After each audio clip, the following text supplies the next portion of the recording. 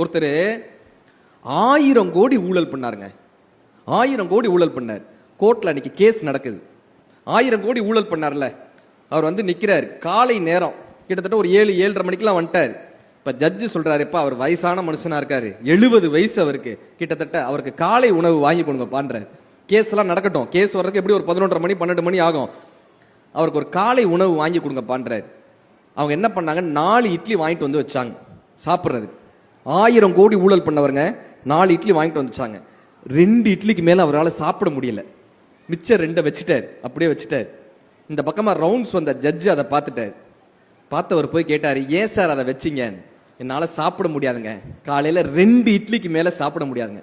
மத்தியானம் ஒரு தயிர் சாதம், ஒரு கிண்ணம் வரைக்கும் தயிர் சாதம், நைட்டு ஒரு சப்பாத்தி இல்லைன்னா ஜூஸ் சார். இப்ப ஜட்ஜு கேட்டாரு, ஒரு நாளைக்கு உங்களுக்கு அதிகபட்ச உணவுக்கு 150 ரூபாய்க்கு மேல வராது, 1000 கோடி ஊழல் பண்ணி என்ன சார் பண்ண போறீங்கன்னு கேட்டார். 1000 கோடி ஊழல் பண்ணவனால சாப்பிட முடியலையே சார், சாப்பிட முடியலையே. கரெக்டா, இன்னைக்கு நல்லவன்ற பேரையே மாத்திட்டாங்க. சார் ரொம்ப நல்லவருங்க, காசு வாங்கிட்டாருன்னா வேலையை கரெக்டா முடிச்சிருவாருன்றான். என்ன காசு வாங்கிட்டு வேலை செய்யறவர் எப்படி அறம் இல்ல? அந்த கேஸ் நடக்குது, அவங்க கிட்ட விசாரிக்கிறாங்க. ஐயா நீங்க பண்ண தப்பு என்ன தெரியுதா? அவர்கிட்ட கேட்கிறாங்க, நீங்க பண்ண தப்பு என்னன்னு தெரியுதா? அவர் சொன்னார், தெரியுது சார். என்ன? நான் எப்ப ஊழல் பண்ணாலும் அல்லது எப்ப ஏதாவது ஒரு தப்பு பண்ணாலும் திருப்பதி பெருமாளுக்கு பாதியை போட்டுருவேன். இந்த தடவை நான் போடல, அதனால பெருமாள் என்னை தண்டிச்சுட்டாருன்னு. பெருமாளா தண்டிச்சாரு? நீ பண்ண தவறு உன்னை தண்டிச்சு போச்சு இல்ல.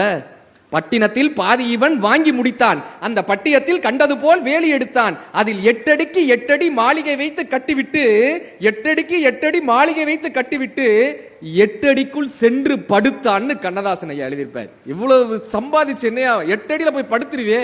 இப்ப வாழ்க்கை எப்படா வாழ்ந்தான்? வண்டலூர்ல ஒரு அப்பா தான் பையனை கூட்டிட்டு போறாரு ஜூவுக்கு.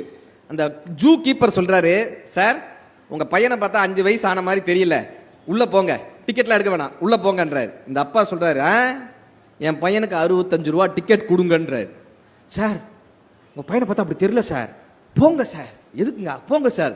அந்த அப்பா சொன்னாரு, என் பையனுக்கு 65 ரூபா டிக்கெட் கொடுங்கன்னு. ஏன்னு கேட்டான். அந்த அப்பா சொன்ன பதிலுங்க, என் பையனுக்கு 5 வயசு ஆயிடுச்சுன்னு அவனுக்கு தெரியும், என் பையனுக்கு 5 வயசு ஆயிடுச்சுன்னு எனக்கு தெரியும். இப்ப என் பையன் நான் 65 ரூபாய்க்காக உள்ளர அவனை கூட்டு போனேன்னா என் பையன் என்ன தெரியுமா நினைப்பான்? என் அப்பா நேர்மை இல்லாதவன் என்னை பத்தி நினைச்சிருவாங்க. 65 ரூபாய் எனக்கு முக்கியம் இல்ல, என் அப்பா அறத்தோடு வாழ்கிறான்னு நினைக்கிறதாயா என் தலைமுறையை உருவாக்க முடியும். அறம் செய்ய. சார் எத்தனை குடியரசுத் தலைவர்கள் இருந்தாங்க நம்ம நாட்டில்? ஒரு குடியரசுத் தலைவர் பேர் சொல்லுங்க. அப்துல் கலாம் ஐயா. சார் சொல்றாரு பாருங்க அழகா, எத்தனை குடியரசுத் தலைவர் இருந்தாங்க. ஏன் நம்ம எப்ப கேட்டாலும் ஏபிஜே சார் பேரையே சொல்றோம்? ஏன் தெரியுமா சொல்றோம்? அறத்தோடு இருந்தார் சார். அவர் பதவி ஏற்க போறாரு, குடியரசு மாளிகைக்கு பதவி ஏற்க போறாரு. அவர் வந்தாருன்னா எல்லாரும் எந்திரிச்சு தான் நிற்பாங்க. ஒருத்தன் மட்டும் உட்காந்தான், ஒருத்தன் போய் உட்காந்தான். எதுக்குப்பா உட்கார்றாங்க? ஷூக்கு பாலிஷ் போடுறதுக்கு உட்கார்றேன்னா. இது வைஸ்ராய் காலத்துல ஏற்பட்ட ஒரு பழக்கம். ஸ்கூலுக்கு பாலிஷ் போடுறதுக்காக உட்கார்ந்தேன். அவர் சொன்ன, அதெல்லாம் வேணா, நீ போப்பா, நான் போட்டுக்கு, நீ அதெல்லாம் வேணா, நீ கிளம்புன்றார். உடனே அவன் அழுக ஆரம்பிச்சிட்டான். சார் சார் சார்னு சொல்லிட்டு அழுகுறான். இவர் கேட்டார், என்னப்பா